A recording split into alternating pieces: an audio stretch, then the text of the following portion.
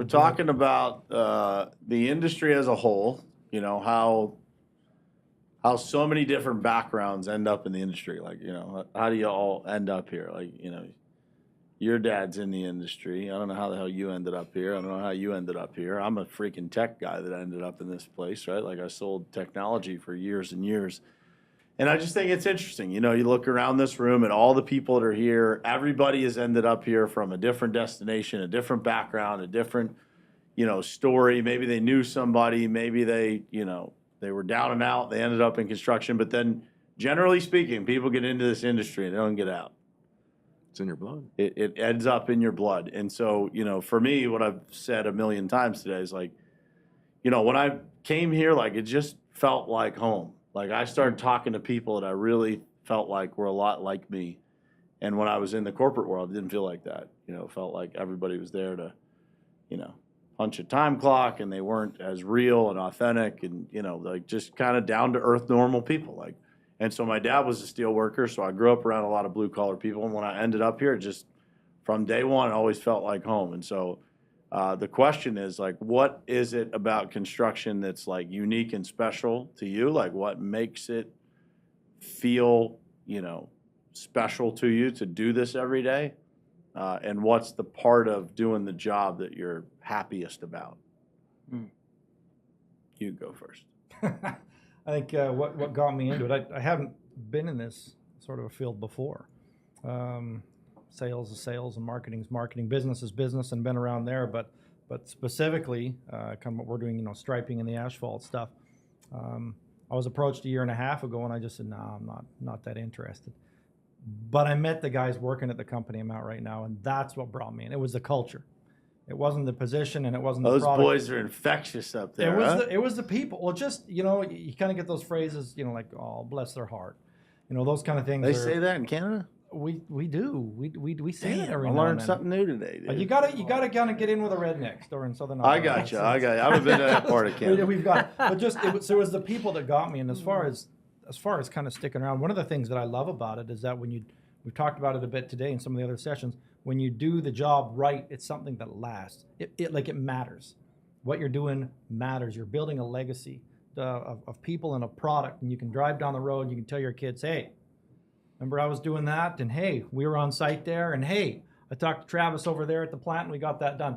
So giving those solutions, but they're long-term, lasting things that you can take pride in, and that's it for me right there. It's got to be more than just a paycheck. I'm just like fixated on trying to find the redneck Canadian accent. Yeah.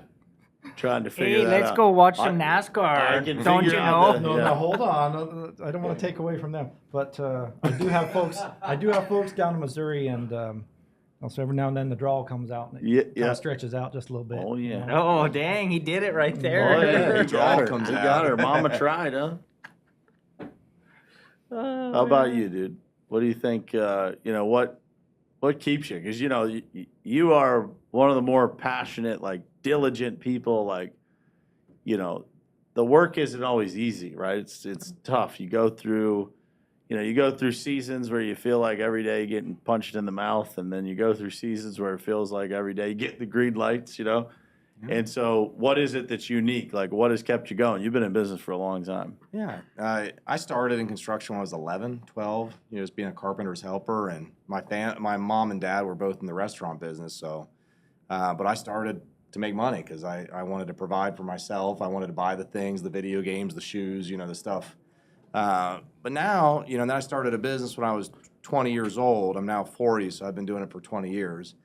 And what keeps me in it now is providing not only for my family, but everybody that my business touches that I provide for. That keeps me going every single day. Because if this train stops, there's a lot of people that are going to be impacted for quite some time. So on up days, on down days, I look at how what I do impacts everybody around me. So Yeah, the old quote is, "Who loses if you don't win?" Yeah.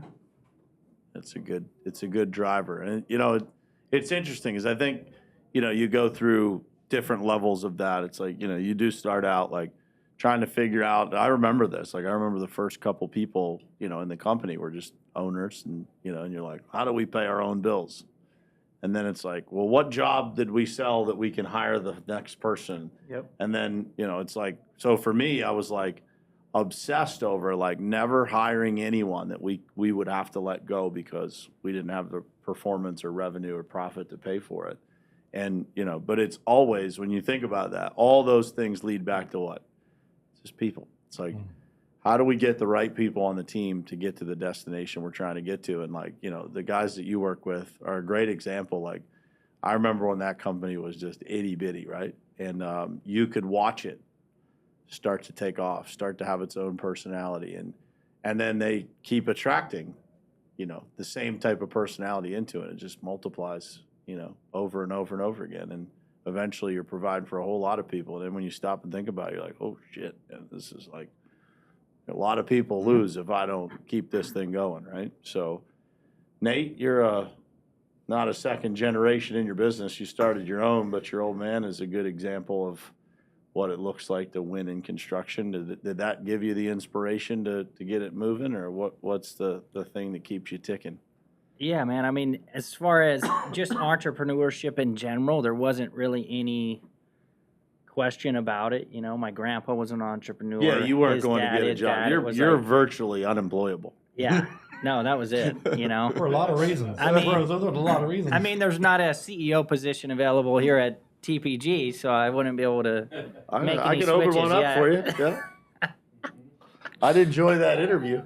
Oh man, no man. To me, it wasn't a question. I dropped out of high school and started my business when I was 16. And as far as construction, I kind of just fell into that because my dad did that, and yeah. And I could have easily went and worked for him because his company does anywhere from 8 to 10 million a year and done well for myself, which I'm doing well for myself now. But it took 10 years of getting kicked in the balls to get there, and I'm still getting kicked in the balls, and I'm nowhere near where I want to go, But by the end of this year, we'll be doing more revenue than my dad's company. So It's awesome, dude. I remember, how many years ago has it been since you came here? 3 years, yeah. Yeah, like, what's the revenue multiply? Like 5 times at least? Yeah. 4 or 5 times? Yeah, probably.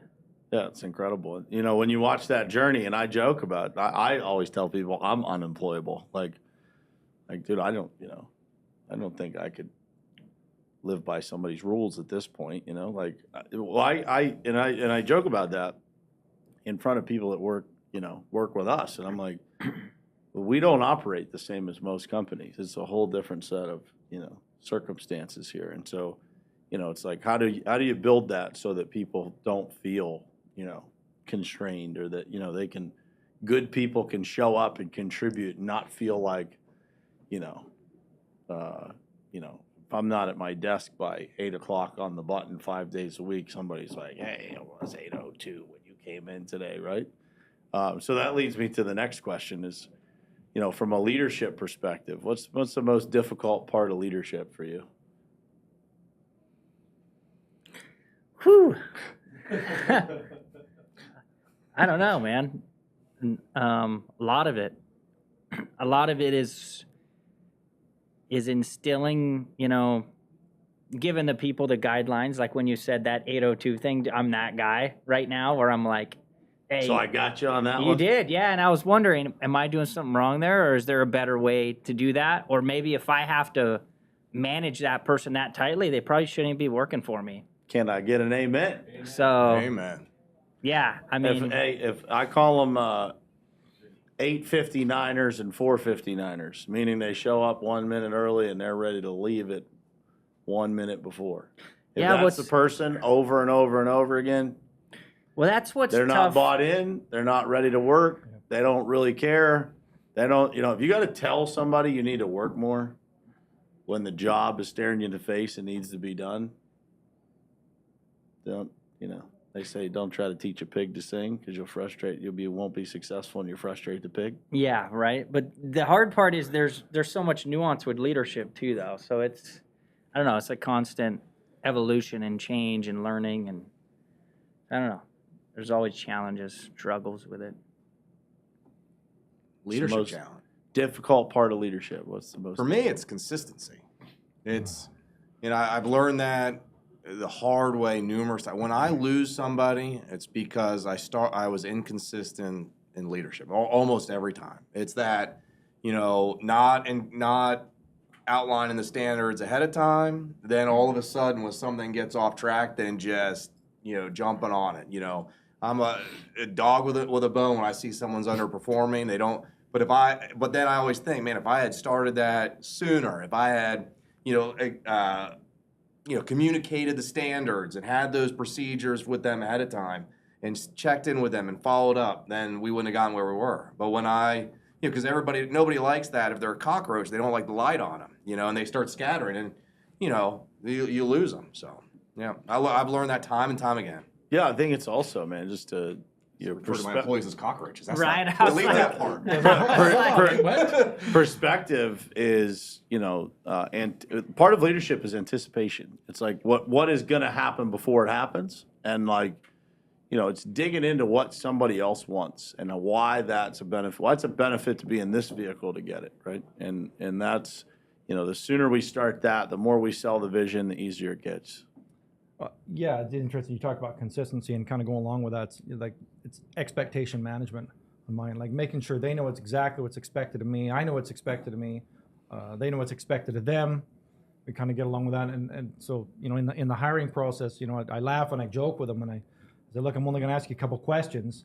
And I was like, so I start off and I said, one line or less, what's this job all about? And we just spent 15 minutes, 20 minutes telling what the job's all about. They have to encapsulate that. Okay, that's great. And I said, where do you see yourself in 1, 3, 5 years? In your own words, 2 sentences or less, go ahead. And I like group interviews, so I'll do that. Oh, awesome, that's great. And last question of the night, I said, great, so how's working here giving me what I want, going to get you there having what you want? Go.